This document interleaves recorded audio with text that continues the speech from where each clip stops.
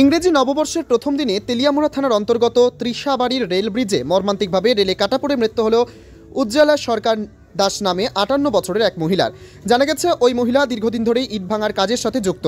Rail পুলিশের বক্তব্য অনুযায়ী অন্যান্য দিনের মতো আজও যখন উজ্জ্বলা দেবী ইট ভাঙার কাজের জন্য রেল ব্রিজ ব্যবহার করে যাচ্ছিলেন, তখন হয়তো কোনোভাবে আগরতলা থেকে করিমগঞ্জগামী ডেমো ট্রেনের ধাক্কায় মৃত্যুবরণ করেন।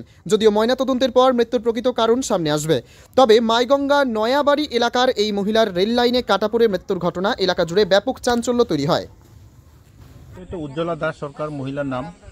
মহিলা নাকি গ্রামবাসীর মুখে জানতে পারলাম মহিলা ইট বাত্তাতে গিয়ে ইট ভাঙে, প্রত্যেক দিন সকালবেলা যায় আর খাওয়া দাওয়া নিয়ে যায়, একবারে কাজটা সেরে সন্ধ্যাবেলা নাকি বাড়িতে ফিরে।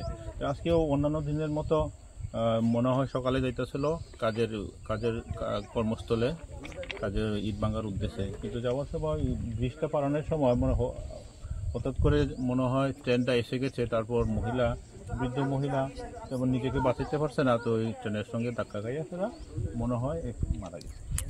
স্যার, আপনার কোন সময় ঘটনা হয়েছে? ঘটনাটা সকাল 7:30 পৌনে 8টা এরকম হইতে পারে। কোন ট্রেনটা স্যার? এটা খুব সম্ভবত আগরতলা থেকে যে করিমগঞ্জ ট্রেন, ওই ট্রেনের সঙ্গে হইতে পারে।